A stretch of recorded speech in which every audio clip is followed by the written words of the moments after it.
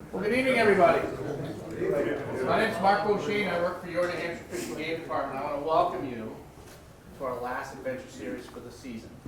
This series of talks have been put together, I think we're on our 8th or 9th year, I don't know, I'm losing track and getting old at the same time. But they were developed as a way to say thank you to you anglers and hunters out there that have supported your Fish and Game Department all these years. And it will also serve the new anglers that are here. Bring them quality information so they get a good, strong foundation, a good start. For those who've been in the sport for a long time, you can always learn something new. So a little bit of housekeeping before we get started. Take note of where your exits are, much like being on an airplane. Put this on stun. Vibrate for the rest of you. You don't want to be that person. You can take pictures if you want. Our program's going to go about an hour or so, and then Tim will take some questions, and he may have some questions in between. Restrooms are halfway out from where you came in on the right-hand side if you need it. Other than that, we really don't have many other commercials for you, other than the fact that we're into our fishing season. Trout season opens this weekend. We're excited about the pond being open, and looks like it's going to be a good season. I hear lots of jibber-jabber about some nice haddock fishing going on right now, too. So, those salty people out there. So our presenter tonight's a good friend of mine, accomplished guide, pro staff for numerous organizations. These folks put their faith in him to help communicate what they do for the industry, etc. And he's extremely knowledgeable. He's been at this for a long time. I'm not going to steal any more of his thunder, Tim. They're all yours. Thanks, Mark. Hey, everybody. There are a lot of you. If you can't tell, I'm losing my voice. Actually, I lost it Friday, and it just won't come back. So I'm going to do my best to speak as loudly as I can. If you can't hear me, just tell me to speak up, and I'll keep at it. But real quick, before we get started, there are a bunch of you. This was really popular last time, so we're going to do a selfie. Nobody has any warrants, do they? Wave, everybody, wave. You can sign out on the way out. No. All right, thanks everybody for coming. I appreciate it. I'd much rather speak to 100 people than 3. It's just really nerve-wracking, so it's good to see all the people, and hopefully I can share a little bit of information, and maybe you can share some with me. I have a lot of slides. I have 41 slides or 40 slides that I'm going to blow through. So I'm not going to blow through them, but I'm going to keep them moving. So if you have questions, don't wait till the end. Just raise your hand, and we'll try to get to them all as we go. And I'm just going to talk a little bit about striped bass fishing. So what I'm going to talk about is how I fish, where and how I catch and find and catch striped bass. There's going to be probably, you might know some things that I don't. I'm sure you do, but I'm just going to talk a little bit about how I do it, and I'm relatively successful. So I'll talk about from shore, boat, and kayak. I'll talk about my gear, rod setups. I do this just because people are always like, what do you use for rods, about halfway through, so you'll know that it's coming. Rod setups, lures, and bait. So I will talk about where I fish, what I fish with, and bait setups, and some techniques and stuff too. So our stripers arrive in New Hampshire and Maine usually between Mother's Day and Memorial Day, sometime in that period, depending on the weather, how cold or warm it is. This is a screenshot of last year's on the water striper migration. They do this weekly, I think it is. If you're on Facebook or on their website, you can track these, and they'll tell you where they're getting reports. And these are just from them calling shops and getting reports of what anglers are catching in different areas and what they're seeing for fish. So ours usually arrive about 2 weeks after the alewives. So once New Hampshire Fish and Game starts posting reports of how many alewives they're counting in the Lamprey River Dam, it's usually about 2 weeks after that the stripers are right behind them, and that's the first place they go is right up into those dams and chase those alewives, because they get bunched up and they can't get up the fish ladder fast enough, and they just sit down there and gorge on them, and you'll see some really big fish down there. You won't see me down there because it's combat fishing, and I just don't enjoy it. There's less space now. There used to be a lot more room to fish down there in Newmarket, but they built condos a few years back, and they gated off one whole section where everybody used to fish, so the fishing area is a lot more limited. So when the fishing's good down there, there'll be a lot of people, and there's snag hooks being cast around, and just I'll just wait from a couple weeks later, they'll filter back down into the Piscataqua, and you'll see me out there in my kayak or in my boat chasing them around then. And then that usually lasts until our fall run is sometime in September, and again, it's all weather-based, temperature-based. If it gets cool quickly, then that fall run will happen a little bit earlier because they're temperature-driven as well as, you know, daylight, length of daylight. But if the water gets too cold, they're going to screw back south, and that will create our fall run. So just a few things to remember as we go through this. Striped bass are pack hunters. I like talking about stripers because they're the closest cousin to the white perch, and I love catching white perch almost as much, more than I like to catch stripers probably. But sea run white bird? no, usually all winter long we chase them on Winnipesaukee, but they behave very similarly to striped bass. They're pack hunters, and there's a hierarchy. So if you're getting into a school of fish and they're all 20-inch fish or 26-inch fish or they're all 30-inch fish, there will be bigger fish with them, and they're typically going to be on the outside of the school or at the bottom of the school. So if you're getting into a lot of one-size fish and you want to try to pick away at some of those bigger fish, try to fish the outsides of the school or get your lure down or your bait down to the bottom of the school if you can. We have 2 really good year classes of very small micros that have been kicking around the last 2 summers, and there are days when there are so many of them that they just push the big fish out, and we kayak fish for them, and unfortunately we just can't get on those big fish up in Little Bay and the Piscataqua River because there are just too many fish this big. I mean, there are just, as far as you can see, they're on the surface feeding on silver sides or small squid or whatever. So they love structure. Rocks, ledges, drop-offs, you know, break lines. Stripers absolutely love structure, and especially in the current in the Piscataqua River. They'll use a single rock. We'll sometimes have 2 or 3 stripers on it. Sometimes they'll have one big one. I'll show you some pictures, and as some of the pictures come up, I'll show you, like, this one was caught on a rock, and I'll tell you about some of those fish that were caught. They'll use them to rest in the current, just like they do if there's a drop-off and the current flows over that drop-off, they'll get right behind that drop-off and they can just sit there because the current rolls over it, and they can just lay there and wait for bait to come over it. Really good places to fish. And moving water, unless you're fishing for those micros, moving water is pretty much a must. We've been out and we've had fish hitting every time you drop a mackerel or a swim bait down, and they hit it every single time. And as soon as slack tide happens, the fish are there, they will not bite. And eat your sandwich or do whatever, fish for the micros, because the micros, the little guys will eat no matter when, but the big fish are not going to eat when during slack tide. Almost, I mean, there's always an exception to the rule, but the general rule is you want moving water, and slack tide is when you want to, like, change baits and retie. And yes. When you say, how about incoming tide, outgoing tide, or either one? Either one, and I'll get into a little bit about time of year and and when I fish what tides. But moving water is a must, and some places will be good on an incoming, some places will be good on an outgoing. It really depends on the location and time of year. So they just, there's a lot less feeding activity, the bait spreads out, and the bass just wait for that current to kind of congregate the bait again, and it makes it easier for them to feed. So, read the surface. This is probably the first thing that I do, whether I'm in my kayak or my boat or on the shoreline, is I read the surface, because you can tell a lot about what's going on below by what's happening up above. If there's nothing happening up above, there's a good chance there's nothing happening below. Not for sure, but there are a lot of times you can tell what's down there by what's happening above. You can tell where structure is. You can tell feeding activity. You can you can detect changes in current flows like rips and eddies and breaks, seams, current seams. All that stuff is created by, so if you've ever been seen the boils in the Piscataqua River, that's from water flowing over ledges and rocks and boulders and rock piles. When it hits that, it's got to go somewhere, and it comes up over it, and that's what creates those boils.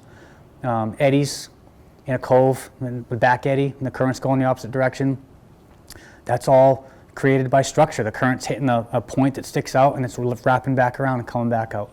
That's all created by structure. So being able to read the surface is going to tell you a lot about what's going on down below. The picture doesn't really do this. You can't tell that this is an eddy, but it's an area with backwards current, like I said, and it creates a current seam, and this is the seam in that current. So basically the main current is going out, and it hits a point and wraps back around. Well, somewhere in between those two, you have one current going one way and one going the other. And Those are amazing places to fish. If you're in a boat or a kayak, you can drift along those seams and there will be fish in them. Fish will cruise those seams because when the bait fish try to get away from them, as soon as they hit that seam, they can't right themselves. It kind of makes them, just swim funky, even if it's only for a moment, and it's a perfect time for a big bass to ambush that bait. So they'll cruise those seams, and they'll also cruise the shallows and the slow water because the bait, once it gets through the seam, will head into the shallowest water that they can get to get away from those bass. If you ever want to test this theory out, live line a mackerel with no weight and just let him go. And as soon as he gets down, or she, as soon as it gets down there and gets chased by a striper, it's going to come up to the surface and you'll be able to see exactly where it's going to go, and it's going to head right into shallow water because it wants to get away from those bass that are down below. Pretty much every cove with current has an eddy. It's a given. I already said that. And one tide is pretty much always going to be better in an eddy than another. There are some shore caught fish in this presentation that were caught in a cove that I have fished my entire life, and I have never caught a fish there on an incoming tide, not one. I've caught all my fish there on the outgoing tide, fish up to 40 inches from shore. It's just the way that the current flows in there. The bait doesn't go in there for some reason. I don't really know. I don't try to explain it anymore. I just don't go there on an incoming tide. That's all. Well, there's an arrow. That's for redundancy. Fast water in one direction, slow water in the other. This is all pretty redundant, so we'll skip through that. Rips. Rips are those boils. Rips are formed when current runs over a rock pile or a boulder, or sometimes a drop off. It'll create. You'll see out in the middle of the river there'll be maybe some flat water on either side, and then there'll just be this water that's just ripping off of a rock that's underneath the surface there. I love to fish rips because stripers will come up them. And they'll just keep swimming up them, and because the bait will get in there to try to get away, and they can't really see the stripers coming. And so we cast a lot of swim shads and things like that in rips. Really fun, and we'll fish live bait there as well. Caused by structure, it disrupts the bait, so it makes it easy for the stripers to feed. And nervous water. Nervous water is bait. It looks like rain. It looks like wind when the wind creates ripples on the water, except it'll be in like one spot. You think it's not windy. What's that wind doing over there? It's bait that's come up to the surface. It's usually indicated by, you'll see birds diving on it. There'll be gulls diving on it, or terns if it's smaller, silver sides. You'll know it, but you look at that nervous or agitated water under there. That's bait. And where there's bait, there's bass. I'll tell you, one of the most effective tools that I have on my kayak or on my boat is a pair of binoculars. You can have all the lures in the world, but if you can't find the fish from a distance, you're going to spend most of your time running around trying to figure out what things are, because I can't tell you how many times I've seen nervous water on the surface, birds diving in it, paddle my kayak all the way over there, and it's just bait. There's no fish on them. It's shallow water. I've gone a quarter, half a mile, and it's just, or in the boat, you fire it up. You might be on fish, you fire it up. And one thing that happens in the rivers a lot of times, especially on the weekends, is you might make a drift and hook up, and then you land that fish, and you pick your head up, and there's two boats come right into that drift, and it's fine. We're all, we share the water. It's not a big deal. But if you leave because there's nervous water over there, let's go check that out. You leave, you might lose your spot, and then you got to try to get back into the drift again. Not everybody is as nice as I like to think I am, and it doesn't always go well, does it, Chuck? Surface feeding, diving turns. You'll start to see fish all over the surface. They're everywhere, these birds. And we just look for those birds. You see terns all in one area and they're all diving in the water. They're diving on bait. And if they're out in the middle of an area like this off of Fox Point, that bait isn't out there because it's just bored and hanging out. It's out there because there are fish that's pushed it up to the surface and the fish are on it. And that went on for hours. She was just beside herself, and there were so many fish. Actually, she was having a hard time catching them because there was so much bait, too much competition. But it can be a lot of fun, and those aren't big fish typically that are on that. Those are silver sides, so they're fish up to 24, 26 inches sometimes. Not giant fish, but if you're in a kayak or just using light gear, light tackle, smaller rods, 7 foot, light rods, like maybe 7 foot medium, and you're catching them every cast, they're a blast. One after another, your arms will fall off from. We've had clients in kayaks after 3 hours of that, they're just like, I'm done, I want to go home, ice my shoulder. It's so, it's a lot of fun. I want to say one thing about striped bass. It's, there are people that look at a 26-inch striped bass and just kind of scoff, like, ah. I have a client that I met when I was guiding turkeys, decided to come catch stripers with me in the kayak. And biggest fish he'd ever caught was a 20-inch trout. And the look that he had on his face when he caught his first 26-inch trout, striper, was more impressive than the look on some of my friends' faces when they catch 30 inchers. I mean, he still, when I call him, talks about that 26-inch striped bass because it's the biggest fish he's ever caught. So it's relative. So when I see somebody overjoyed about catching, a 120-inch bass, I don't scoff, I don't laugh, I don't think, not worth my time. It's worth somebody's time. And I'm out there to have fun and catch fish, and I'm not going to take that away from anybody else. So size is relative when we're talking about striped bass. So again, reading the water, that's a fish that was caught on a rock in about 6 feet of water. And the only reason I knew that rock was there is because I'd fished that area at low tide and I saw those rocks sticking up at dead low. And I thought, dead low, we get a rise and fall of 6 to 8 feet in our tides. So dead low, if there's that much rock sticking up out of the water at dead low, there's probably 6 feet of water over it at high tide. So I'm going to fish there near the top of the tide, top of the incoming or right when it turns, because as soon as it gets some moving water, the fish are going to move right in there and they're going to stage up on those rocks and just wait for bait to swim by. And that was one of those fish. That poor guy, he was from Minnesota, he is from Minnesota, and he dropped a fish that was over 40 inches in the morning. Because my rods were so light, he thought it was undersized, and he thought it was going to break off, so he loosened the drag. As soon as he did, the fish came unbuttoned. It was a massive fish, the tail was like that wide. We saw it, but set the hook, and it made one run, and bye-bye. And we spent the rest of the day catching 26-inch fish. And he was heartbroken. And he had to go to Boston, and this was literally his last cast. He said, I'm gonna make one more cast, and then I gotta go. I have to be in Boston, I have to leave. Actually, Chuck was at the ramp waiting because we went out and did photos that night, right? And he hooked that fish, and we just saw a big flash come off that rock. You could see the rock, but dark spot under the water, big flash. He's going, oh, I don't wanna say it, I don't wanna say it, I don't wanna say it. I said, say what? He's like, this is a trip maker. This is going to make my trip. I was like, don't say that. You just jinxed yourself. But obviously not. It was 35 inches. It was beautiful fish, especially in a kayak. That fish pulled him all over the place. It was awesome. All right. Any questions? All right. We're going to move right along into some of the gear that I use.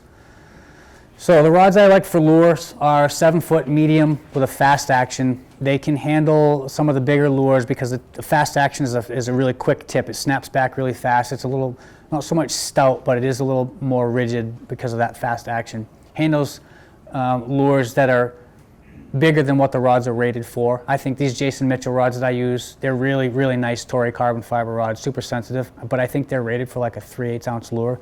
And we jig 1.5 ounce jigs in the summer for lake trout on them, and we throw big pike lures on them, so they will handle a much bigger bait.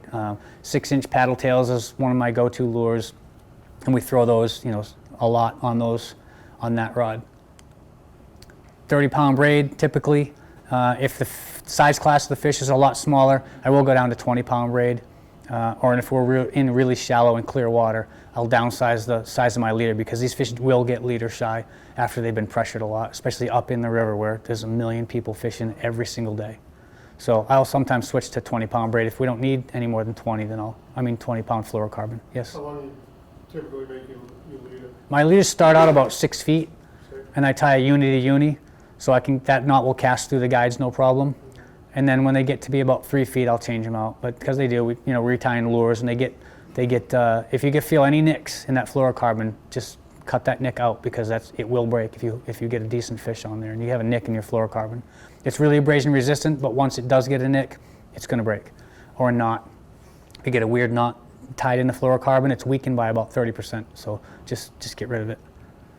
And then the fluorocarbon, like I said, as needed, length and diameter or pound test as needed based on what you're targeting and where you're fishing. Live bait, I have a couple different setups that I use, but in the boat, mostly I'm fishing a 6'3" Shimano Travala jig spinning rod.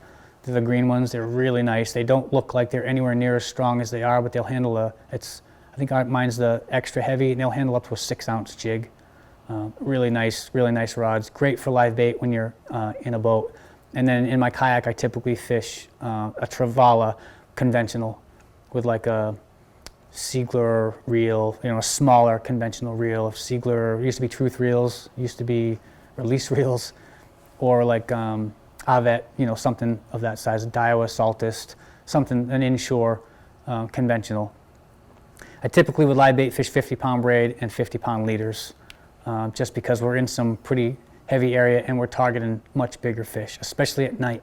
And when I fish at night, like in my kayak, we're targeting some fish that are over 40 inches is what we're looking for, and they're in shallow water around the rocks. So they'll pull you right into the rocks and they will rub that fluorocarbon raw and it'll break off.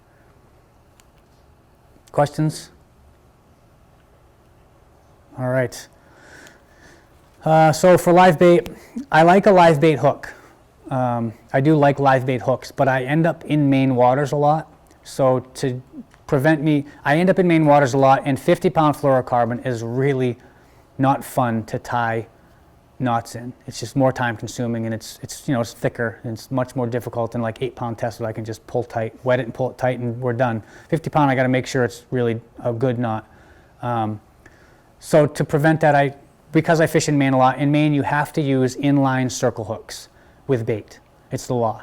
So if we drift over into Maine with a fish on, or if we see fish in Maine and we want to go over and target them, I don't have to change out the hooks. So I just fish 7/0 inline circle hooks, and I like the trocar hooks. And 2 reasons I like the trocars is that tip is like a chisel point. It's just ridiculously sharp. They're super strong hooks. They're expensive, but I like this bend. That little bit of flat spot in my circle hook prevents that hook from twisting around. Like if I'm fishing mackerel and we go up through the snout, I hook them up through the mouth, in the mouth and out the head. Sometimes with a regular circle hook, it'll spin and it'll stick in its head backwards, and you miss all of your fish that bites because that hook's stuck in the mackerel's head. And I find that it doesn't happen as much with those hooks. Really good hooks. Again, they're expensive, but I'll spend $20 on a pack of 6 hooks if it's the difference between not losing and losing a 30-pound fish. Yes. You go through both flips, or you just? Not with mackerel. And I'll get to all that. There's a whole section on live bait. What size hook are you using? I typically a 7/0.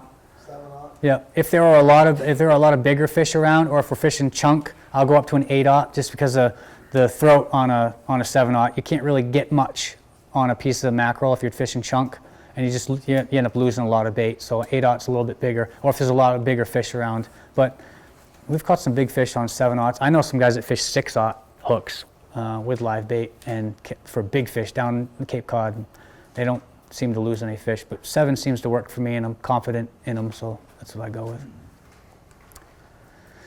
These things are worth their weight in gold. They look like a paper clip. Tactical Angler makes them. Eagle Claw makes some that I don't recommend. Suds and Soda carries some. I can't remember what they're called. Breakaways, I think they're called. They carry them right in their case. You just ask them for speed clips. These make changing your lures a breeze, and they hold up better than like a snap clip. I've had Spro dual lock snaps come apart on 40-inch pike, so I don't use them anymore. I prefer to use these. You can just slide a lure on and slide the lure off quickly, really quickly, and you're not retying constantly. So if I'm switching colors of shads, or switching from shads to swim baits or whatever, I can just slip that on and off really quickly without having to tie a knot, and without having to sit there retying while somebody else is catching the fish and I'm not. And then quick slides, sinker sliders. I'll show you what we use them for the most. The one thing I will say is that these quick slides, I like them because there's a slot in it and one end turns. So you can line up the slot, put your line in it, and turn it. So you don't have to cut your line, slide it through the slider, and then retie it. You can just slide them on really quickly. Yes? But if you use a braided line, the braiding line will go right through that. I've used those. I don't use them anymore. I haven't had the braid go through it, but I've had them break. Yeah. I've had them break apart, which is why I wrote they tend to break after a while. Oh, okay. Because they do. The good thing is you're not going to lose a fish over it, but you're going to lose sinkers. So it is kind of a pain sometimes when all of a sudden you're like you know, it feels a bite, it feels like it's a bite, it was your sinker getting stuck in the rocks, and you give it a yank and then there's nothing there, and you're like, what the heck, and you reel it up and you have to put another slider on it. It's even worse when it was your last one, you forgot to bring more with you, or because it's happened to me, it's happened quite a bit. But the regular sliders are more braid resistant. They actually make some that are specifically for braid that are stronger, so the braid won't cut through them, because they do slide up and down a lot. If you try to cast them out at all, that sinker is going to slide way up your line, your bait's going to go flying out, and then you're going to have to wait for that sinker to catch up back down to the swivel. And we use them in fish finder rigs. So fish finder rigs, basically your hook and then a section of leader. For me, in the boat and the kayak, it's usually 4 feet. I don't have to cast that very far. We're typically dropping it down. And then a swivel, and then the slider with a sinker on it. I don't use bank sinkers, pyramid sinkers. Those are good when you're in sandy bottom, but they get hung up when you're drifting, really. So I use the bank sinkers, the rounder ones. And that slider can slide up and down as needed, and you can drop that, put chunk or live bait on there and drop it down and make contact with the bottom and reel up just off the bottom and just keep making contact with the bottom. You'll see me if I fish with a fish finder rig, I'm constantly doing this. And I'm not doing that to jig my bait, I'm doing it so I can feel the bottom. If I don't feel the bottom when I go down, I'll let line out again until I hit the bottom, reel it up a crank off the bottom, just off the bottom, whether it's live bait or chunk bait. The only time I use them on live bait is, like I said earlier, sometimes your mackerel, when you let them go and live line them, they swim right to the bottom. But then they see stripers down there that want to eat them, and they swim right back up to the top, and they will not swim back down. After they've been either hit once or chased by a striped bass, they're not going to swim back down. They're going to stay up at the surface, and they're going to swim around. And sometimes it's fun because the stripers will come up and eat them off the surface, but most of the time those bigger fish aren't going to come off the structure in the current, like in the main river. So we'll throw a 2-ounce sinker on there on a slider, drop it back down to the bottom, and gulp. So I run my hook about 4 feet of 30-pound fluorocarbon, 50 if we're in the main river or at night, and then your main line. Any questions? There is more about live bait, so I'll get to that towards the end. Yes? What size barrel swivels are you using? What test? 90 pound. You know? Yeah. Yeah, I don't know what size, if they're sold by size. They're 90-pound swivel. Yeah.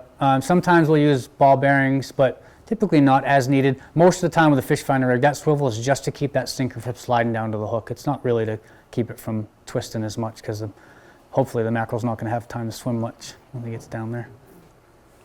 Any other questions? All right, moving right along.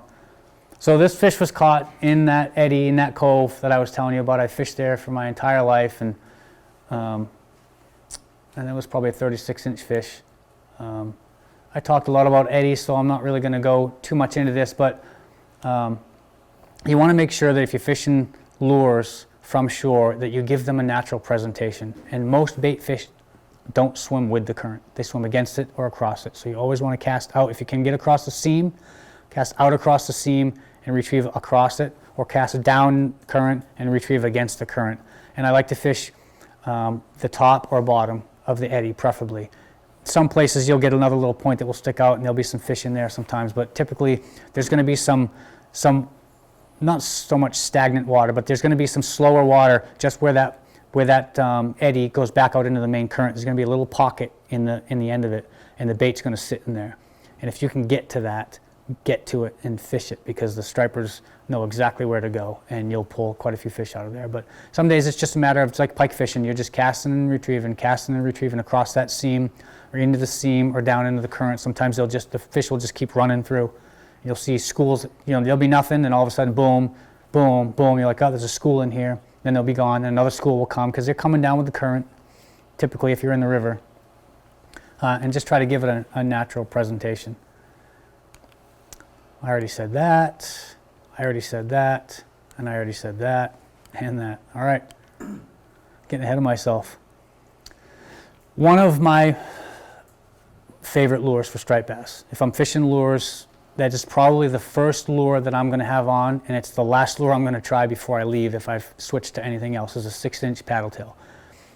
I love them. They catch fish, they create a lot of vibration, and you can fish them in a way that makes them look wounded on the retrieve. You can just cast them and reel them, and that tail, you'll feel it. And if it has a good paddle tail, like Storm Wildeye Swim Shads is one, you'll feel that tail thump, thump, thump, thump, thump, thump, thump, thump, thump. and that's vibration in the water. What I really like to do is rip them and drop, rip them and drop. But you cannot let any slack in your line because they're going to hit it on the drop. I guarantee it, they're almost never going to hit it when you rip it up. And when I say rip it, you want to lift your rod tip up high enough that you can feel that paddle tail. And then reel down, but keep it tight. Don't drop that tip until you start to reel. Start to reel and reel down and thump. That's when and they'll whack it pretty good. They're going to thump it pretty good and then set the hook. Another reason I like paddle tails is when I mentioned earlier the silver sides. There's so many that sometimes you can't get them to bite. Even if you try to match the silver sides, that's what everybody wants to do. They're like, make it look just like a silver side. And it's like, well, that's like throwing a needle into a haystack. You know, it just completely disappears the minute it hits the water. But if you rip a shad through that bait, all that bait parts away from that shad because of the vibration. And there's that wounded looking shad all by itself with no bait around it. And the stripers see it and they just instantly go for it. It's a technique that my general rule used to be, if the fly anglers can't get the surface fish to bite, I'm leaving. Because they were the ones that could always get fish to bite, even when we couldn't with lures. And now, when they can't get them to bite, I wait for them to leave, and I put a shad on. I probably shouldn't tell you that, because some of you guys are probably going to see me out there and be like, we're not going anywhere. Put the shad on, Tim. What does it look like, this Paddle tail? paddle tail? Paddle tail. Is it a rubber lure? It's a rubber fish with a big fat paddle tail on it. The Storm Wildlife swim shads are easy. It depends on the brand and the size of the... We've used those quite a bit. That's They work. kind of like lead in the head and then Yeah. oh, okay. Yeah, the Storms are pre-weighted. That's why I usually recommend them, because you can buy a pack of 3 and their weight's already in them. I like a softer shad, but they're more expensive because they get torn up. So shad bodies with jig heads, I'll fish those a lot. But like I said, you might get 2 fish out of 1 shad body when the fishing's really good, and they just destroy them. They're all shredded. And we do things like bite the head off it and put it up further up the hook again and try to get a couple more fish out of them. But you go through, I might go through a dozen packs of baits in an entire day, just because the ones I use are so soft. So those Storms will last forever. DM minnows. Anybody here familiar with the SP minnow? Daiwa SP minnow. It's one of the most popular striper crankbaits out there. They cast like a bullet. You can cast them a mile. They have rattles in them that shift when you cast it, which makes them go. Trouble is, they're $12-ish, and the split rings and hooks that are on them are junk. You get a big fish on them, they'll straighten out. So anybody that fishes them regularly, when they buy an SP minnow, they buy hooks and rings with it, because they know they're going to have to swap them out.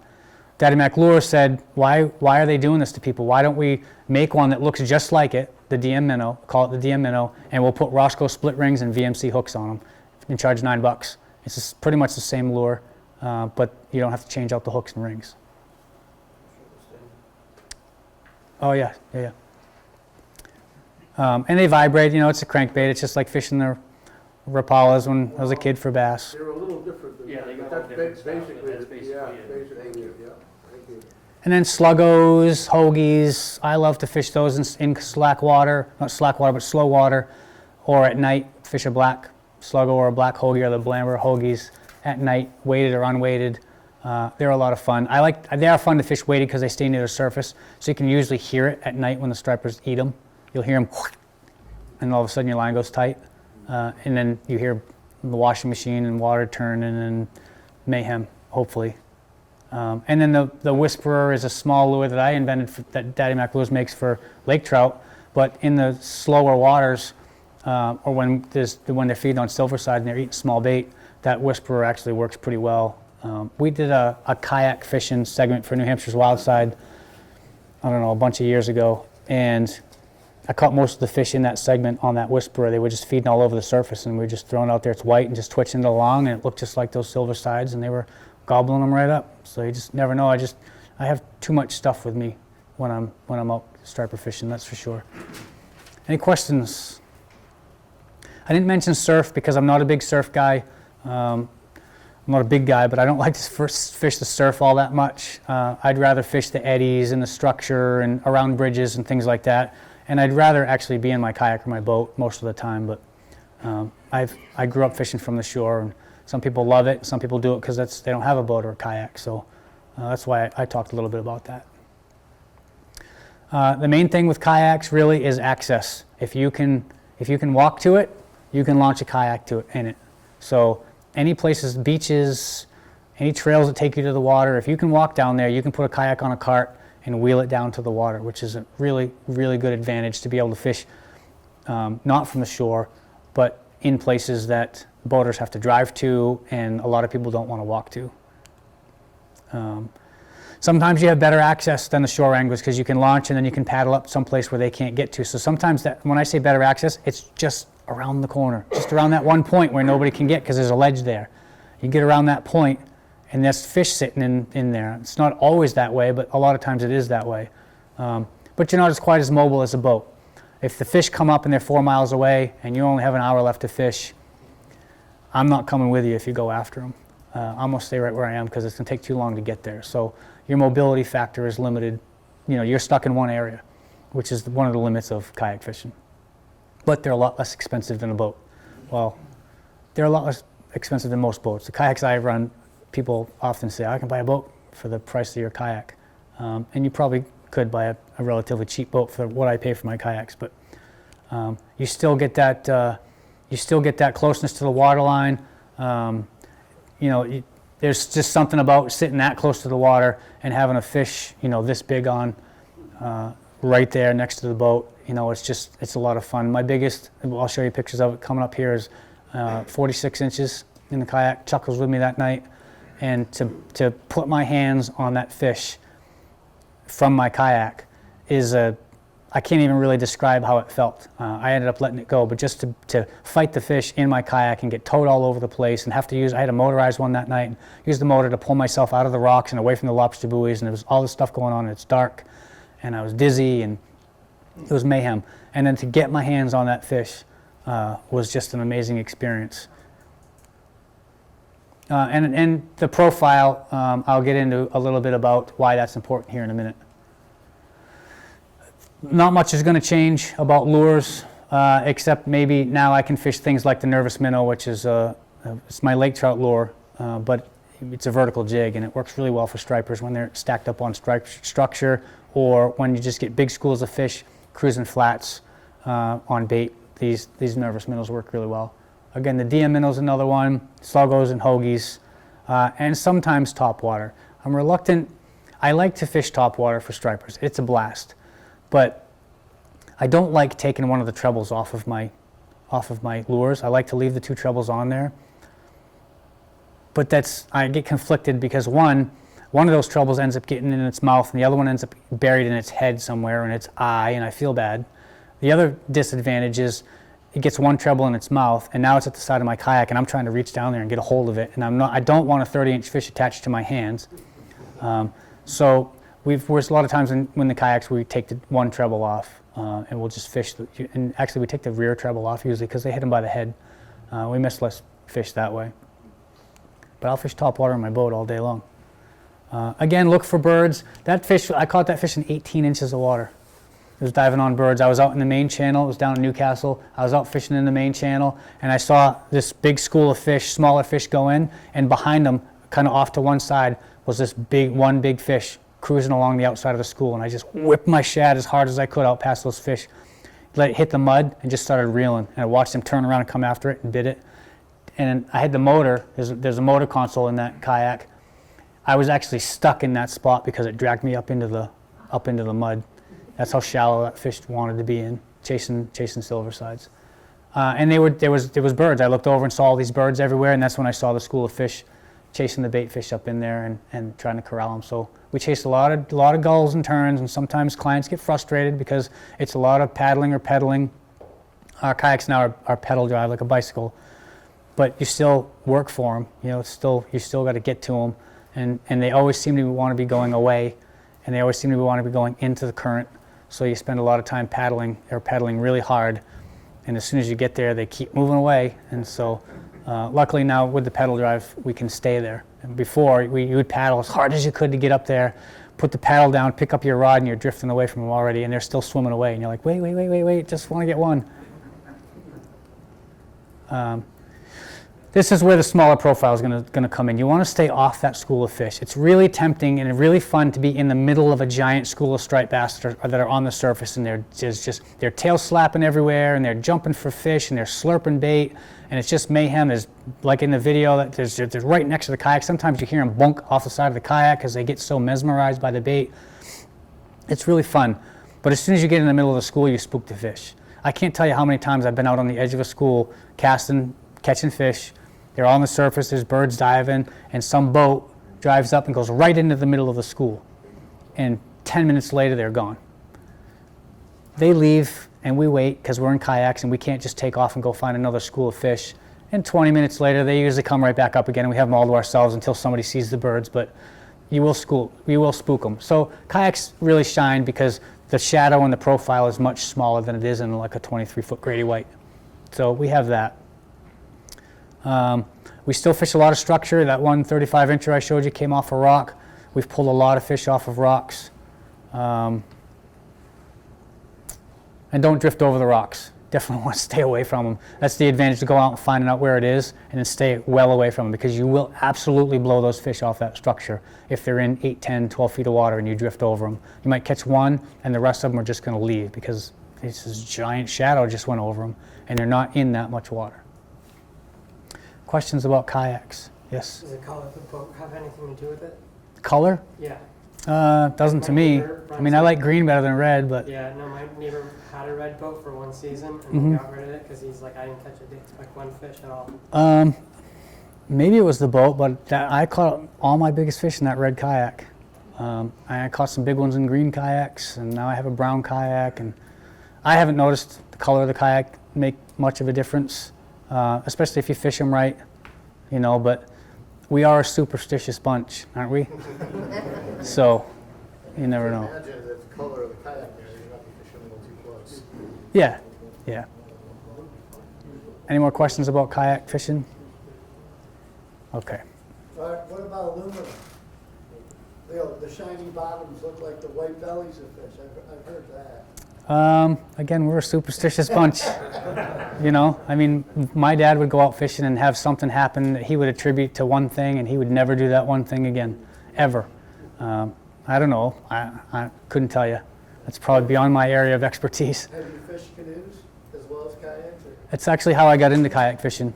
I was just fishing a canoe a lot in the harbors, and clients wanted me to take them out in canoes, and I can't. You have to have a captain's license to take somebody fishing in a canoe on salt water. To quote the Coast Guard, you could tie 4 logs together, and as long as you're the one controlling the vessel with paying clients on it, you need a captain's license on salt water. And I thought, well, they control their own kayak, and he said, bingo. So I bought kayaks that day, and I've been a kayak fishing guide ever since. I'll get my captain's license. One other thing, absolutely PFDs. Oh yeah. Yeah, PFDs, I mean, if this was a kayak fishing seminar, there'd be a whole slide on safety. PFDs, I carry a throw rope, a beadless whistle in case you get into trouble, a flag, a light at night. There's a whole list of things that are required and things that you should have. And a PFD isn't going to do you any good. You could have 7 PFDs on your kayak. None of them are going to do you any good if you don't wear them. I'm going to try not to get on a soapbox about that, but it's not required to wear them, but me and my clients wear them from the minute we get in the kayak until the minute we get out. Nobody takes them off. Yes? How many times have you flipped over? Me once. Once? Once, yeah. If Chuck wasn't here, I would have said none, but Chuck was there. We were floundering. Most of these fishing kayaks, you would have to try to Yeah. flip. My kayaks are 36 inches wide. They're Predators, Old Town Predators, 3 feet wide. They're really hard to flip, but Chuck and I were fishing one day for flounder, and I had a limit of 8 really nice flounder, like all over 2 pounds, which is, you know, it was probably 20 pounds of fish in a catch bag. No, they went home with me. I didn't go home with everything I had, but I did go home with those 8 fish. And it was probably over 20 pounds of fish in the bag, and I typically take my bag and I pick it up and I just toss it in the tank well behind my seat when I'm ready to go. And we were ready to go, and I couldn't because they were too heavy, and there was a rod and a rod holder. So I reached over with both hands and picked that bag up out of the water, and I just saw the water coming up to my face really fast. And Chuck paddled over and said, "What the heck are you doing?" We recovered everything except my GoPro and my net, my floating net, sank. So you put that on as Kayak 101? Yeah, pretty much, yeah. Luckily, I was about 50 feet away from 50 or 60 people waiting to get on a whale watch boat. And do you know what the only thought in my mind was as I was watching the water come up to my face? Oh my God, all these people are going to see this happen. And I came up out of the water, and not one of them was looking in my direction. And then I was like, wait, aren't you going to help me? So, yes, I have flipped it once. And I've only ever had one client flip it, and he did everything I told him not to do. On a windy day, casting off the side of the kayak in the wind, winding up like he's about ready to hit a home run, and a gust of wind hit him, and it rolled him right over. And I told him not to, and then I told him not to try to get back in it, not to try to flip it over, and by the time I got to him, he was exhausted from trying to flip it back over in the water. So, those are my two rolling stories. Any more kayak questions? I could tell stories all night long, but we don't have that much time. So, biggest advantage of the boat, like I said, is mobility. You can run and gun like we do ice fishing on the big lake. If the fish aren't there, or if it gets too crowded, you can crank up the motor and just take off and go find your own space, go find new fish. You can repeat drifts much quicker. Just everything's a lot faster, so your chances of catching more fish and getting to bigger fish are better in a boat than they are in a kayak. Now, that said, I caught my biggest striper ever in my kayak, so don't get in the mindset that you can't catch a big fish in a kayak, because I know some guys. Anybody know who Eric Harrison is? He's a Hobie pro from down near Boston, and that guy catches multiple 50-inch fish every summer, and he only fishes from a kayak. He catches more big fish than I'll probably ever see in my entire life. He's just a madman. Puts his time in, though. What'd you catch a big fish on? Eels. I'll talk about that when I get into that. There'll be pictures of it and stuff. And access, create a number of areas. I said all of this. You can chase birds down and make it, and it's not such a waste of time when you do. And you can run and gun. Not much is going to change. You're going to see a theme with me as far as lures go. I will fish rattle traps a little bit more in the boat just because they're easier, because they have two trebles, but they're smaller, and I'm not taking one of them off on a rattle trap. But people are surprised to see that. They make some big saltwater rattle traps, and they do work really well. You can rip those through current and get some of that like chrome finish, and they're really shiny on a sunny day, and they work pretty well, believe it or not. And I love to vertical jig. I like vertical jigging. It doesn't matter what it is. If I like striper fishing, I like vertical jigging them the most. If I like lake trout fishing, I like vertical jigging them the most. It doesn't, same thing with lake trout. Love lake trout fishing, much rather vertical jig one than catch one trolling any day. Just a lot more fun. I like to feel that thump, and I like to set the hook. And when it's a straight up and down fight, it's a blast. So locations, again, a lot of it's rips. We fish a lot more rips in the boat than we do in the kayaks, because it's just not as much work as it is in the kayak. We'll drift current seams. I talked about a lot about this. We'll chase birds with top water and small soft plastics like the whisperers. We rip shads a lot, and we fish a lot of live bait. Yes. On those vertical jigs, how much water are you doing? Anywhere from 10 to 60 feet of water. Okay. We just read the fish finder. If they're down there, then we a lot of times when they're stacked up on structure, they won't come off it for a vertical jig. They're waiting for like a mackerel or a pollock or an eel or a piece of, a squid to come swimming by. But when you get a school of fish that are out in the open, those are the fish that you want a vertical jig, because they'll be on like sand eels. When the sand eels come up into Little Bay, I love the vertical jig, because so many of the lures mimic sand eels so well when they're down there in big schools like that. And then we fish a lot of submerged structure. Believe it or not, we'll fish shads in as much as 40 feet of water. We'll cast it up current and let it sink, and just keep the line tight and just follow it back to the boat and let it sink as it comes, and just follow it so you can feel it when they bite. And if it drifts over the fish, they'll eat it most of the time. Every now and then you can give it a little pump just to get that tail to move, get the fish to kind of swim funky. But in heavy turbulent water, that shad's not going to swim like this, like it does when you reel it. It's going to do this, and it's going to twist all around, and the fish are going to look up and see that wounded, tasty-looking fish come floating by, and they're going to come up off there, and they'll eat it most of the time. But I do like to fish live bait. Vertical jigging, that was a race point fish. It was caught on a 3.5 ounce. It's called the Daddy Mac lures. It's called their trophy. We fish the 2.8 elites, and the nervous minnow works really well for vertical jigging, and you just a really quick cadence. You're just trying to make that lure dance. We're not cod jigging, so there'll be none of that. And really the three most important aspects of vertical jigging is going to be color, size, and profile. Match the hatch. If they're on sand eels, we're fishing greens. If they're on mackerel, we're fishing mackerel patterns with greens. If they're on squid, we're fishing pinks, squid, something that closely matches what they're targeting. Because you'd be surprised. You'd think, like, if they're on sand eels and the great big mackerel comes swimming by, they're going to eat it, right? If what they are eating is sand eels, it's like the mackerel could swim right up to that striper and wave at it, and they don't eat them. We don't catch any fish, but you switch over. That fish, we were fishing smaller sand eel patterns, and we realized that there were mackerel in there is what they were actually feeding on, and we switched to the 3.5s, and that's when I landed. That fish was well over 20 pounds on that 3.5 ounce that looked more like a mackerel than a sand eel, because that's just what they were eating at that time. Yeah, match the hatch. Cadence, really just let the fish decide. Vary your cadence. I typically do really quick cadence and just work it up and down in the water column. Quicker cadence. Sometimes you just drift and dead stick. Some lures, that's all you got to do. You got to remember, a lot of these vertical jigs are kind of banana shaped, and you can just drift, and the current will let it do its thing, and it'll just kind of flutter around in the current. And sometimes all you have to do is just hold that rod and wait for the fish to see it and eat it. It really depends on the fish, but there's very little of this. We don't really do much of this until we get about 20 miles out.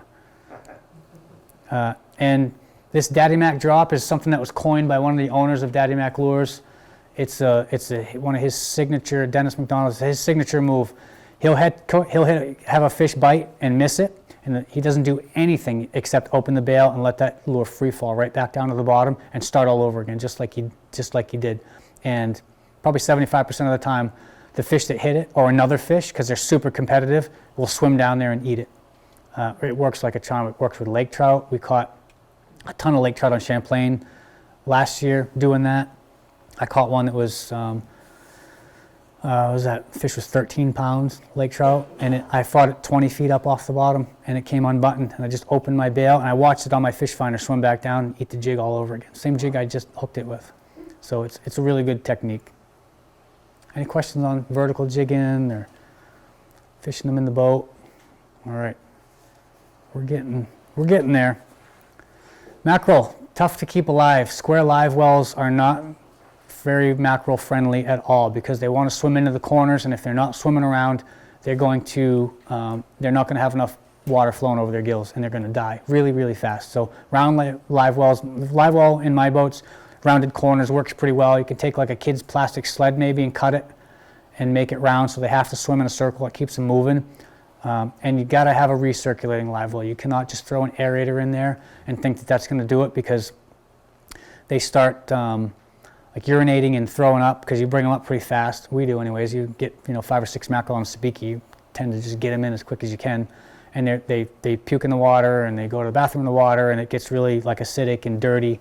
And if the water's not clean and being recirculated, they're just going to die. You'll unload a sabiki in there, you drop back down, you come up with another load, and you look, and half of them are dead. So they can be tough to keep alive. I can keep them alive and live. We've got up to 7 hours in mine, but we have to leave it running all the time. Can't turn it off. 4 hours is usually my average in mine. We get 3 to 4 hours out of them, and we usually have to run out and get more bait. And we fish up in the river, so run out means about 5 or 6 miles out to 2KR, the Coast Guard station. Try to jig up some more bait, get back into the river before the tide stops or gets too low, or before the spot we were just in gets invaded with 15 other boats. I probably already talked about all of this. I did. So this is all the same stuff I showed you with the fish finder rigs and what I fish for inline circles. So there's another slide for the Department of Redundancy Department. All right, so here's the big controversy. People love to argue this: how do you fish live bait? Oh, I fish bait runners. Only way to go is to fish a bait runner. I hate bait runners. I've missed more fish on a bait runner, or I've gut hooked a fish because you let them run too long and they have a chance to just swallow it right down. I fish circle hooks Sometimes live bait hooks. With eels, I fish live bait hooks. I know I'm going to stay in New Hampshire. I'm not going into Maine at night, so I fish live bait hooks. And I keep my rod tip up. You see me in my boat, I'm operating my boat. I always have my rod tip pointed up in the air. And when I feel a bite, I drop, even with circle hooks, drop the rod right down to the water. Let it tighten up again. And if that fish is still on there, circle hook, just reel. Live bait hook, set it. That's it. That's all they're getting from me. They're not going to get 50 feet of line, 20 feet of line. They're going to get the chance to hit it, and I'm going to drop my rod tip to give them a chance to turn away and swim away with it. Because when you fish an 8-inch tinker mackerel and a 20-pound striper eats it, he's not grabbing him by the tail. I guarantee he doesn't have him by the tail. He just needs enough time to turn away. So when you feel that thump, thump, thump, drop the rod tip. He'll start to swim away, reel down, and you're going to get him right in the corner of the mouth or right up in the top of the snout every single time. You're going to miss very few fish. Eels, with smaller fish, they'll grab a hold of the back of the end of the eel. With schoolies, they will. Bigger fish, you ever see a video of a big striper, like a 30-pound striper, eating an eel? Look like a vacuum cleaner. They just flare their gills and they just suck them right in. You don't need to let them run when they do that. It's saltwater spaghetti. Yeah, pretty much. Dun, dun, dun, dun, dun. Here we go. Moving right along. There's the 46-incher I caught on eel. 5.5 feet of water. It was about 10:30 at night. Chuck was with me. Poor Chuck has to stop fishing to take photos of me all the time, and he does it without ever complaining. But this night, I don't think he quite realized what I had when I called him and said, "You have to come take a picture of this fish for me." Fished about 15-inch eels, roughly. You're going to be hard-pressed to walk into Suds and Soda to buy eels and get them to cull them for you by size. They're going to take a scoop. You want 6, you're going to get the first 6 that squirm out of the net that they scoop them with. They're hard to cull. They don't buy them by size, they buy them by weight. So it's asking a lot, but because I worked there, they'll let me get my own bait. So sometimes I can get just 15-inch eels, and usually one great big one, just to see. Let's see what happens.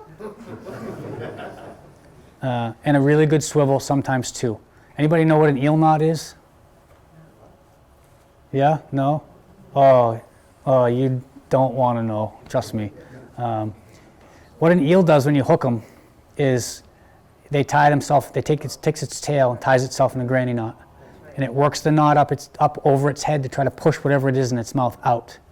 It doesn't work, so it transfers the knot onto your nice fluorocarbon leader. Then it does it again and again and again, and at some point it ends up all wrapped up in your leader.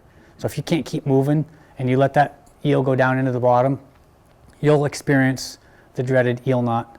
And good swivels will help avoid that. Sometimes I'll run 2 ball-bearing swivels. I don't go with those 90-pound swivels that they sell in the container at Suds. Those are great for stopping sinker slides, but they don't do much at all to keep your line from getting twisted. That eel needs to be able to swim around down there, and so good swivels are a must to avoid that eel ball. One of these days I'll take a picture of one. I just can't get rid of it fast enough, so I never think to take a picture of it. It's just this nasty ball of eel wrapped in fluorocarbon with slime all over it, and so I just cut it off and take the fluorocarbon out, throw it in my thing, and get rid of the eel because he's all white now from the line, and just start all over again. I still fish the trocars, but I fish live bait hooks, and I already said why. I don't let them run, so they don't ever. I've never got hooked a fish on an eel with a live bait hook ever. You miss a few, but always get them usually in the top of the snout, and just give them a chance to turn away. That's all.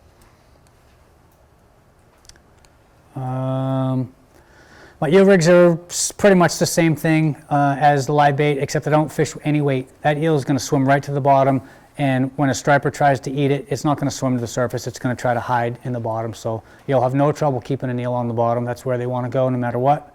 But I like to be able to feel them, and because we're fishing at night in really shallow, slow water, drifting, I don't like to fish any weight. I just like to feel that eel dragging on the bottom. Every now and then, once in a while, you'll feel them. They try to get away, and you'll feel that funk, and you'll know a couple of bites, and you'll still know that wasn't quite like the last when the eel was trying to swim away. That one was different. Just drop the tip, and sometimes it's bottom, sometimes it's the eel. Most of the times, it's not. When you feel that thump again, set the hook. You can troll eels. I don't have the patience for it. I love to drift them. I like the presentation when we drift them with no weight. So I'll try to drift down and troll back up, but I can never really do it. I usually end up, because you have to, when you troll against the current with no weight, you have to troll so slow. It takes you forever to get back up to the head of your drift. It takes me forever. And I just can't, I can never do it. I'm always like, forget it. I reel it up and I pedal my kayak up or start the boat and run up to the end and then make that drift again. And we're in super shallow water. We're right in next to shore, fishing around rock piles, because that's where those big bass are going to come up into at night, especially in the summertime when the water gets warm. That's when those fish are going to feed. It's when the smaller fish will move out and the bigger fish have a chance to come out. The eels start to come out. The lobsters start to come out. All things that the stripers love. The squid will become more active when they're in, and the bass will just be up in there. And sometimes you can hear them. It's because it's super quiet at night. We fish up and around Hilton Park a lot, so you'll hear like the chiller plant letting off steam. Every now and again, that's all you hear. Other than that, you'll hear bloop. Oh, there's one. Bloop. Oh, and sometimes you'll hear them slurping bait off the surface. It's really cool because you can't see anything. But I keep a headlamp on. All right, so keep your eels on ice, no water. That's the best way to keep them alive, is to put them on ice in a bag. When you go to Suds and Sorter to buy eels, they're going to put them in a bag with no water. And they're going to tell you just put them on a bag of ice. And they'll live for days. And when they get cold, they hibernate. You'll have about 29 seconds when you take that eel out of the bag. Use a rag, typically a rag or like a felt glove, to hold on to them because they're super slippery. Take them out of the bag, start counting, because it's about 29 seconds, if that, depending on how warm out it is. And all of a sudden they start to come back to life. The next thing you know, you've got either an eel on the deck of the boat, Chuck's laughing, or on the deck of the kayak, or they're wrapping up your arm and you just have to throw them back in the bag and start all over again with another one that's asleep, because they're a nightmare to deal with. I actually hate them. I hate them. I hate snakes, and an eel becomes a snake the minute it starts slithering on the ground. Serious, I don't know why I hate snakes so much, but every now and then we'd drop an eel, and when I worked at Suds and Soda, on the floor, and it would go scooting across the floor, and I'd throw the rag to somebody, and I'd be like, get it. I just don't like them. I don't want them in the deck of my kayak, but you'll have, 20, 29 seconds to hook them. And I hook them through the V in the jaw. So mackerel, I go in the mouth and out the snout, because to keep their mouth open. Some people hook them behind the dorsal. I don't fish them that way, but there's nothing wrong with that. Eels, you go up through the V in the jaw, and I go out one of the eyes. And that helps keep the hook from spinning around and sticking in its head, because those live bait hooks are just a nice round bend to them. But they're short, they're really short shanked. You can keep them alive on ice for 2 or 3 days, or in the crisper drawer next to the salad. It's not a joke. That's where I put mine. Or you can just leave them in the cooler on a bag of ice, and then just buy another bag of ice when it melts. But they'll live for days, and they work dead. They're much easier to manage. They work dead. Sometimes we kill them if they're really lively and they won't simmer down. We simmer them down and fish them dead. Sometimes dead eels fish better than live eels when you're drifting.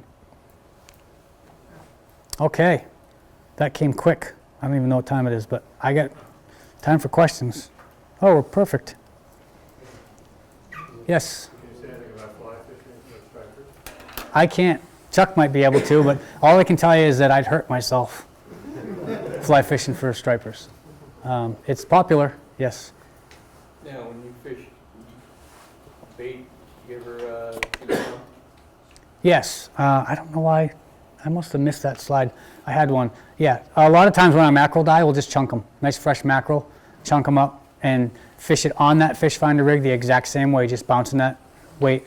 Make contact with the bottom every now and then, just so you know you're there, and yeah, chunk. Yeah. Don't throw the dead mackerel away if they die in your live well. Use them, because sometimes the difference of going all the way out to 2 kr and back is missing the tide. Have you ever fished the fillets of a mackerel? Fillets? Yeah. No, I don't have the patience to fillet mackerel on the water. One of the guys that was like worked at the bait shop down in Newburyport, he says, a lot of people have fished the whole thing, He says, fillet the fish, take the fillet, lay it down, slit it lengthwise so you get like 2 sluggo pieces. Mm-hmm. Then you hook the tail end of the meat Sure. so that you got more hook exposed, and then you drift that. Yeah. Well, stripers are pretty non-discriminate eaters, and if it smells bad, they're probably going to eat it. So, and especially if it's got some good action to it, I don't see why that wouldn't work at all. Yeah, well, it does. Yeah, I call me lazy. I'm chunking them. Just hook them on, chunk them. If they don't eat that, then we'll go catch some live ones. Yes? You said when you drop the tip and you set the hook, you just reel the hook, or do you pull the tip? You do not set circle hooks. You will pull. The circle hook is designed to let the fish swim away, and by design, it's going to work its way typically into the corner of their mouth. Sometimes you get them up in the head if you're fishing from up above. So when you feel that thump again and they're still there, you just reel. Load the rod up and reel. Once it's loaded, you can give it a crank. You'll feel it most of the times. If you're fishing with braid, you'll feel that hook work its way into the fish's mouth and set. And you can give it just kind of snug it up a little bit once your rod's loaded. But if you just pull it, you're going to pull that hook out of its mouth because it's rounded and it's designed to work its way into the edge of its mouth. Yes? You use the term chunking, and I assume that what you're saying is you're taking a chunk or a piece of fish and you're rigging it into a hook. Is there a particular way to do it or not do it so that it stays on the hook for a reasonable amount of time? Yeah, I'll usually cut them up into like 1.5 chunks and get the point of the hook through the back as close to the spine as possible. That's the meatiest part of the body. And if you can get it, a lot of times you can't get it under the spine. The spine's too far down, but as close to the spine as you can. Just looking through it and just letting it That's it. dangle out. Yeah. You keep the crabs off. Keep moving. Yes. You didn't mention sandworms. No. Tube and worm is a really popular, especially when the worm hatches are going on up in Little Bay. I don't care to troll for stripers. I don't like it, so I don't troll tube and worm. It's a very, very effective technique for catching big striped bass, especially when there's a worm hatch going on. They love to fish worms. A friend of mine, anybody know where the old Buffalo Farm is in Durham? A friend of mine's wife's family owned it, and they lived there. And in early season stripers, he caught them all fishing from the bank with sea worms. Because it's all mud bottom up in there. So they'll cruise in looking for sea worms. Crabs work. We fished crabs for them down in Newcastle around the marina. If you float over that clear water in there, when it's calm, you'll see crab holes. The bottom's just littered with crab holes, and those fish will cruise in there looking for crabs. And so if you can just drift one of the Berkeley gulp crabs or real crabs, you'll catch fish on those too. There's a hand in the back here somewhere. Yep. Yeah, I just wondering about your experience with fish in the bay versus like a scattered pond. Is there decent stripers in the bay? Okay, so time of tide. Great Bay gets really warm in the summertime, so it's really good fishing up there early, up in Great Bay or down in Great Bay, whatever. Beginning of the year when those fish come in, they're looking, 50 degrees is kind of the magic number for water temperature. Once it hits 50, it's kind of game on. And until that water hits the mid-60s, it's still pretty kind of cold though, still in the 50s. What happens is the mud flats will warm up on low tide, and all that fresh cold water comes in, gets up in there, warms up. So on the outgoing tide, you'll see an influx of a rise in water temperature, usually about 8 degrees from high tide to low tide. It'll warm up about 8 degrees on the outgoing tide. So early in the year when the water's cold, it's that spike in water temperature that kicks the bite on. You get into August and the water temperature's hitting, it gets as warm as 78, almost 80 degrees in Great Bay. There's almost never any fish up in there, and if they are, they're tiny. Those big fish, there's just not enough oxygen in that water. It's too warm. And as far as the time of tide, that's when you start to rely. So you're seeing those 8-degree spikes in water temperature. If it starts at 68 and it spikes 8 degrees, those fish do not want to feed in that. So we'll switch later in the year and we fish the incoming tide when that nice, fresh, cool water's coming in. I had clients hire me in kayaks one day at the end of August. They owned a house on Great Bay, wanted to learn areas to fish in Great Bay, and insisted on going out at the end of August. And I kept trying to tell them, we're not going to see a single fish. It's going to be a kayak ride, and I'll show you where they're going to be next spring, but you're not going to see it. And it was a long trip, really long trip, because there was nothing going on up in there when it was 80 degrees. Are you saying that there's nothing in Great Bay on an incoming tide late in the year?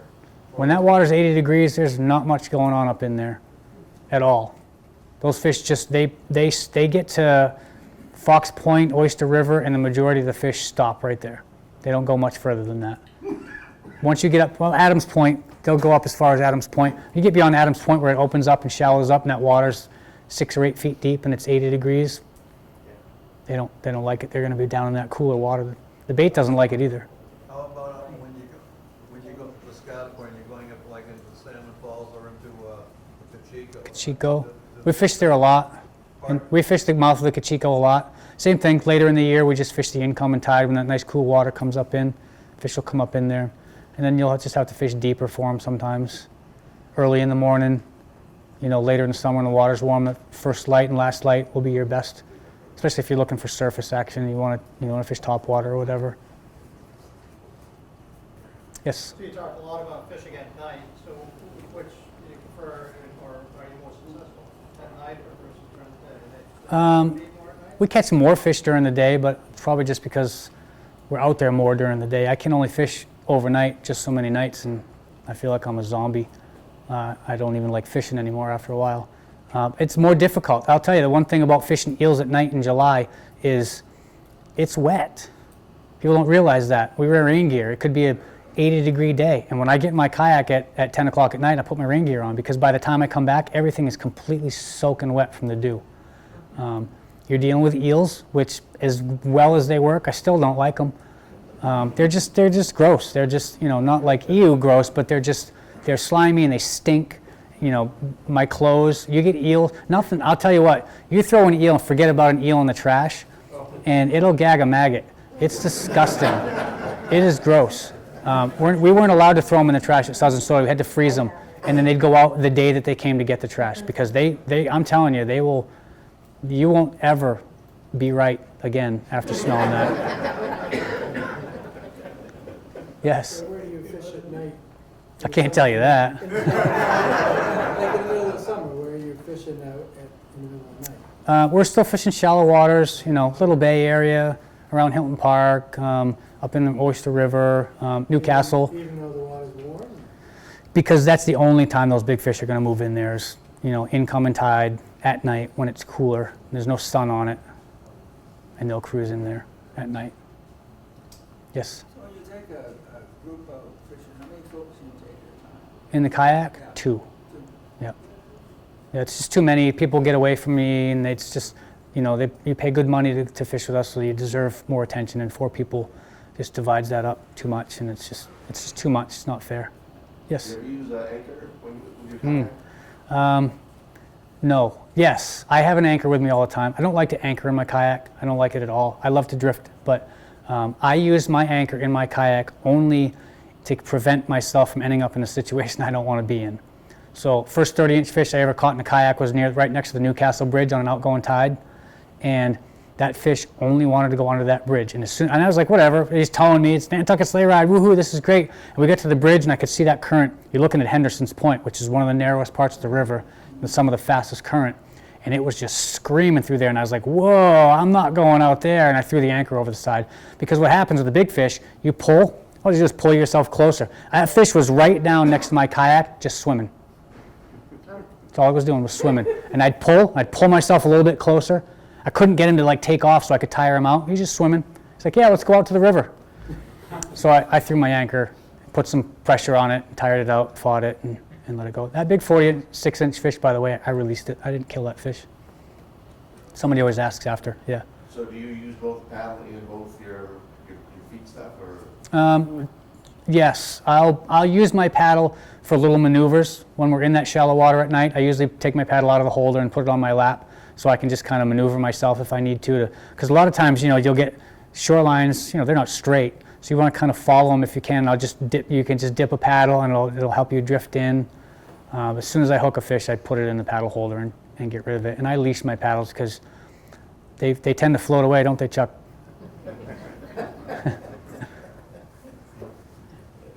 Yes? What length kayak do you like? I fish the Predators, the PDL. It's 13-foot 2. Tracks well, and it's a big stable boat. They're really, really comfortable and stable. And everywhere we go, yeah, we don't go out in the main river in them. It's just dangerous. But yeah, those pedal drives they'll do 4 or 5 miles an hour. There's another hand here somewhere. Yes. White. White during the day, black at night. Yep. Yeah, bright days, bright colors, general rule. Dark days, darker, more neutral colors, and then black or gold, like that Wildlife Swim Shad. They make one called Golden Mullet. That was a good one at night. It works well at night. No more? Oh. Just kidding. You know the rubber worms that are having problems with the salmon and bigger fish in the lakes, and I hear you talking about going through different packs of rubber lures. Do you ever find the rubber worms and the stripers? I haven't. When I say we go through a lot, they get torn up to the point that they won't swim right, so I take it off. We don't throw them in the water. I don't think I've ever lost a shad to a striper. And I've also haven't kept a striper in 3 years because we do a lot of flounder and black sea bass fishing, and I could eat my weight in those two fish and haddock. So I just don't keep them, mostly because it's just a pain for me to, after fishing all day, to take it home and clean it. But so I don't know. It's been a long time since I've kept a striper. Not because I have anything against it. It's just, like I said, I'd rather eat black sea bass and flounder. So I don't know. I don't know if they're really ingesting much. I mean, trout are kind of swimming along the shallows looking for things like that. Stripers want crabs and lobsters, but if it smelled right, I'm sure they eat plastics too. Do you do a presentation on flounder? No. It's too easy to give those secrets away. I give one presentation and half of you'd be out there where I fish tomorrow. Yes? Is there a site out there that you recommend that you can figure out, like you said, when they're coming in, when the alewites are showing up, and when the sandworms are? Go to like Stripers Online. It's a forum. And so it's... Stripers Online? Yep. It's a really popular forum. There are a lot of active members from this area. And so they'll post reports. As far as the alewives running, New Hampshire Fish and Game puts that information out, but it usually filters down to that site. Somebody will mention that the alewives are running. Or you can just stop down there and you'll see them. They're everywhere. Is there one more? Let's do one more and then we'll give my throat a much needed break. No? You don't have to feel bad. Do one more. Yes? Did you say about how you jig differently than with out in the ocean? Yeah. Well, typically when you're fishing for cod, you're in 160, 180 feet of water. So you're doing a lot of this as high as you can get it to go. Big, 16-ounce jigs. I get a lot of people that will come vertical jig for stripers or even lake trout. And first thing they do, and like you fish on party boats, don't you? Because they're doing this, and striped bass isn't going to chase the lure up 8 feet, chase it up 8 feet. Neither will a lake trout. Cod will. I don't know, just because they're dumber or. Shorter distance. Yeah, much smaller jigs. I do a lot of this, tap, tap, tap. It's just like, I just imagine that's what I'm doing. And just work it up, work it back down. Every now and then you can give it a lot of free fall and then go right back to it. With the vertical jigs, that's pretty much what seems to work best to me. But a lot of it, I think, has to do with confidence. Not everybody jigs the same, and some people catch more fish than me, or just as many fish as me, and they jig completely differently because they're confident in what they've caught enough fish doing a certain thing that they just keep doing it, and that's kind of how I end up doing it the way that I do. All right, thank you so much, everybody. I appreciate you all coming.